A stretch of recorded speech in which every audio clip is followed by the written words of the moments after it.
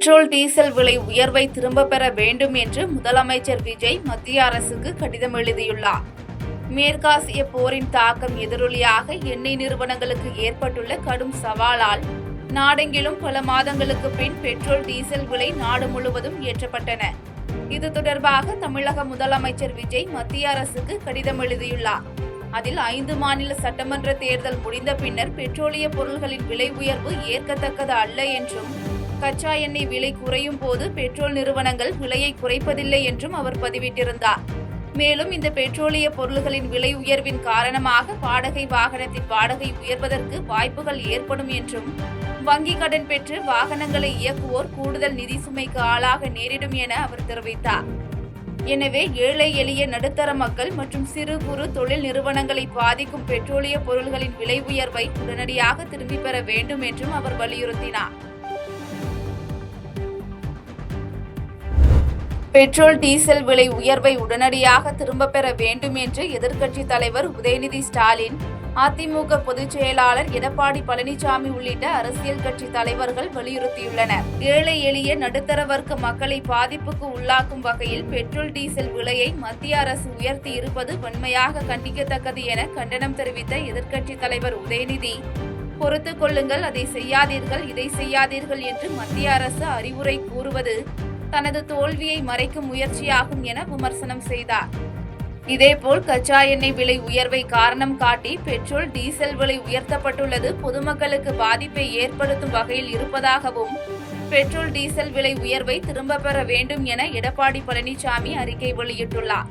தொடர்ந்து காங்கிரஸ் மாநில தலைவர் செல்வ பெருந்தகை, மார்க்சிஸ்ட் கம்யூனிஸ்ட் கட்சி மாநில செயலாளர் பே. சண்முகம் மற்றும் விசிக தலைவர் திருமாவளவன் உள்ளிட்ட தலைவர்கள் பெட்ரோல் டீசல் விலை உயர்வுக்கு கண்டனம் தெரிவித்துள்ளனர். நடிகர் விஜய் நடித்த ஜனநாயகன் திரைப்படம் இணையதளத்தில் கசிந்த வழக்கில் கைது செய்யப்பட்ட 3 பேர் குண்டர் தடுப்பு சட்டத்தின் கீழ் சிறையில் அடைக்கப்பட்டனர். தமிழக முதலமைச்சரும் நடிகருமான விஜய் நடித்த ஜனநாயகன் திரைப்படம் கடந்த ஏப்ரல் மாதம் முதல் வாரம் இணையதளத்தில் முறைகேடாக வெளியானது. இது தொடர்பாக தமிழக சைபர் குற்றப்பிரிவு வழக்கு பதிவு செய்து விசாரணை நடத்தியதில் ஜனநாயகன் திரைப்பட தொகுப்பு பணியின் போது இணையதளத்தில் கசிய விடப்பட்டிருப்பதும், இதை அந்த திரைப்படத்தின் உதவி எடிட்டர் உள்ளிட்ட சிலர் செய்திருப்பதும் தெரியவந்தது. இதையடுத்து சைபர் குற்றப்பிரிவு போலீசார் அடுத்தடுத்து 9 பேரை கைது செய்தனர். இந்நிலையில் வழக்கின் முக்கிய நபர்களாக கருதப்பட்ட எஸ். பிரசாந்த், எஸ். செல்வம் மற்றும் பாலகிருஷ்ணன் ஆகிய 3 பேரும் குண்டர் தடுப்பு சட்டத்தின் கீழ் சிறையில் அடைக்க சைபர் குற்றப்பிரிவு அதிகாரிகள் உத்தரவிட்ட நிலையில் அவர்கள் 3 பேரும் புழல் சிறையில் அடைக்கப்பட்டனர். போத்தனூர் சென்னை சென்ட்ரல் நிலையம் இடையேயான வாராந்திர சிறப்பு ரயில் சேவை 9 நாட்களுக்கு நீடிக்கப்படுவதாக தெற்கு ரயில்வே அறிவித்துள்ளது. போத்தனூரில் இருந்து சென்னை சென்ட்ரலுக்கு வாராந்திர சிறப்பு ரயில்கள் இயக்கப்பட்டு வரும் நிலையில் வரும் 20ஆம் தேதி முதல் 30ஆம் தேதி மற்றும் ஜூன் 3, 4, 5 ஆகிய தேதிகளில் காலை 7:40 மணிக்கு போத்தனூரில் இருந்து புறப்படும் சிறப்பு ரயில் அன்று மாலை 4:45 மணிக்கு சென்னை சென்ட்ரல் நிலையம் வந்தடையும் என அறிவிக்கப்பட்டுள்ளது. அதேபோல் மறுமார்க்கத்தில் சென்னை சென்ட்ரலில் இருந்து மாலை 5:45 மணிக்கு புறப்படும் சிறப்பு ரயில்கள் மறுநாள் அதிகாலை 3 மணிக்கு போத்தனூர் நிலையத்தை சென்றடையும் என தெரிவிக்கப்பட்டுள்ளது.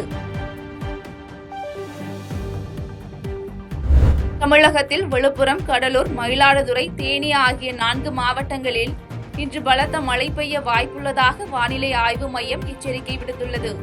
தென்மேற்கு வங்கக்கடல் மற்றும் அதனையொட்டிய மத்திய மேற்கு வங்கக்கடலில் நிலவிய ஆழ்ந்த காற்றழுத்த தாழ்வு பகுதி தற்போது அதே பகுதிகளில் நிலவுகிறது.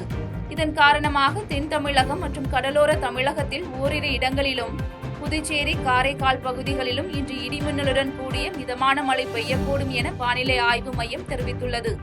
குறிப்பாக விழுப்புரம், கடலூர், மயிலாடுதுறை, தேனி ஆகிய மாவட்டங்களில் இன்று இடிமின்னலுடன் கூடிய பலத்த மழை பெய்யக்கூடும் என்பதால் இந்த மாவட்டங்களுக்கு மஞ்சள் எச்சரிக்கை விடுக்கப்பட்டுள்ளது.